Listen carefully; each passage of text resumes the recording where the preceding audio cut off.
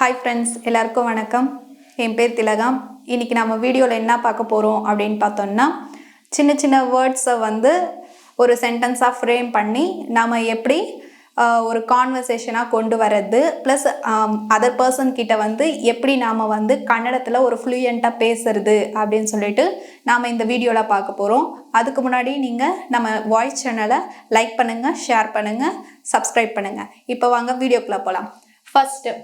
First என்னன்னா, இப்போ தூரம்ன்றது வந்து கன்னடாவில் நாம் எப்படி சொல்லணும், எப்படி ப்ரொனவுன்ஸ் பண்ணணும் அப்படின்னு சொல்லிட்டு நாம் இதை பார்க்குறோம். தூரம்ன்றதை வந்து எப்படி சொல்லலாம்னா தூரம். அருகில், கிட்ட இருக்கிறது, அருகில் பக்கத்திலே இருக்கிறது, அதை எப்படி சொல்லுவோம்னா ஹாத்ரா. அருகில் ஹாத்ரா. இங்கே கிட்ட இருக்கிறது, இங்கே அப்படின்றது வந்து எப்படி சொல்லுவோம்னா இல்லி. இங்கே இல்லி. அங்கு இருக்கிறத எப்படி சொல்லுவோம் பார்த்தோன்னா அல்லி. அங்கு வந்து அல்லி அப்படின்ட்டு சொல்லுவோம். எங்கே அப்படின்றத எப்படி சொல்லலாம்னு பார்த்தோன்னா எல்லி. இந்த அளவு குறிக்கிறதுக்கு இந்த அளவு, அந்த அளவு அப்படின்னு சொல்லுவோம்ல, அதே மாதிரி இந்த அளவுன்றத வந்து எப்படி சொல்லுவோம் அப்படின்னு பார்த்தோன்னா இஸ்டு மாத்ரா. இந்தன்றது வந்து இஸ்டுன்னு சொல்லுவோம், அளவு வந்து மாத்ரா, இஸ்டு மாத்ரா. இந்த அளவு இஸ்டு மாத்ரா. தட் மச், அந்த அளவு அப்படின்றது வந்து அஸ்டு மாத்ரா. இது ரெண்டுத்தையும் ரிலேட் பண்ணி படிச்சோன்னா இந்த அந்த அப்படின்ற மாதிரி இஸ்டு அஸ்டு அப்படின்ட்டு கம்பேர் பண்ணி படிக்கும்போது ஈஸியாக இருக்கும். அந்த அளவு வந்து அஸ்டு மாத்ரா சொல்லுவோம், இந்த அளவு வந்து இஸ்டு மாத்ரா அப்படின்ட்டு சொல்லுவோம். நெக்ஸ்ட் ஒன் வேர்டு என்னன்னு பார்த்தோம்னா ஹவு மச், அதாவது எவ்வளவு அப்படின்றது வந்து எஸ்டு அப்படின்ட்டு சொல்லுவோம். எவ்வளவு எப்படி சொல்லணும்னா எஸ்டு. வருஷம், ஆண்டு எப்படி சொல்லணும்னு பார்த்தோன்னா வர்ஷா அப்படின்ட்டு சொல்லுவோம்.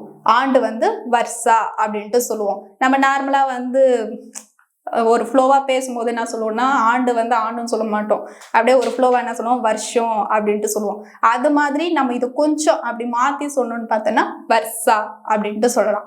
ஆண்டு வந்து வர்ஷா. உணவை எப்படி சொல்லலாம்னா ஊட்டா. உணவு ஊட்டா. விடுமுறை, ஹாலிடே, லீவு எப்படி சொல்லணும்னு பார்த்தோன்னா ரஜா அப்படின்ட்டு சொல்லுவோம். விடுமுறை ரஜா. அடுத்து அப்படின்றது வந்து எப்படி சொல்லலாம்னு பார்த்தோன்னா பக்கா. அடுத்து பக்கா. பின்னாடி இருக்கிறத எப்படி சொல்றோம்னா இந்தே. பின்னால் ஹிந்தே. நெக்ஸ்ட் முன்னாடி இருக்கிறது எப்படி சொல்லணும்னா முந்தே.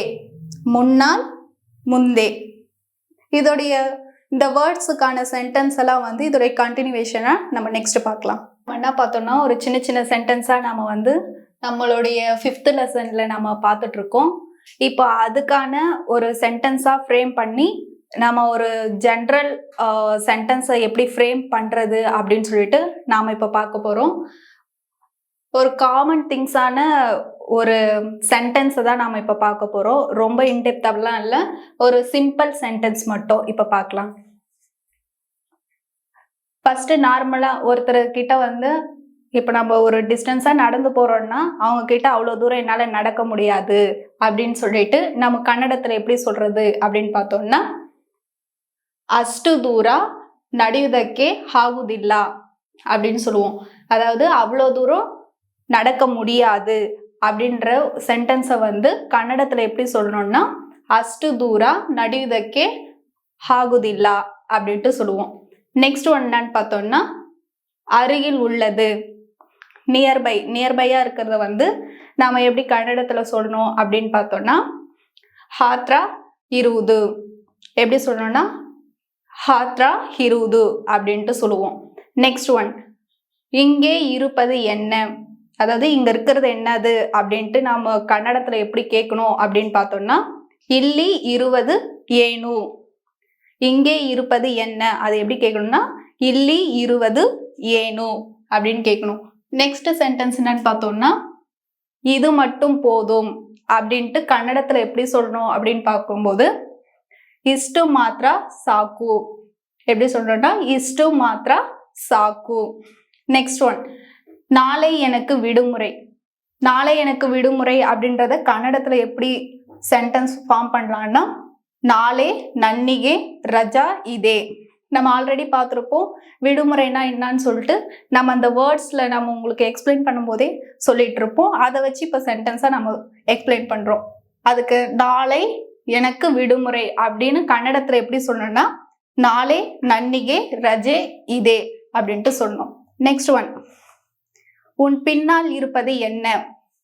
உன் பின்னால என்ன இருக்கு அப்படின்ட்டு ஒருத்தர்கிட்ட கேட்கணும்னா அதை எப்படி கன்னடத்துல கேட்போம்னா நிம் திம் இந்தே 20 ஏனோ, நிம் இந்தே 20 ஏனோ அப்படின்ட்டு கேட்கணும். இதோட டீட்டெயில்ஸ் எல்லாமே வந்து நம்ம டிஸ்கிரிப்ஷன்ல கொடுத்துருக்கோம். எதனா டவுட்ஸ் அப்படின்னா நீங்க கமெண்ட் பண்ணுங்க. ப்ரீவியஸா வந்து ஒரு 4 லெசன்ஸ் வந்து நம்ம கம்ப்ளீட் பண்ணியிருக்கோம். சப்போஸ் அதை பார்க்காதவங்க வந்து நம்மளுடைய டிஸ்கிரிப்ஷன்ல அதோட லிங்க்ஸ் எல்லாம் நம்ம கொடுத்துருக்கோம். நீங்க அதை வாட்ச் பண்ணுங்க. தேங்க்யூ.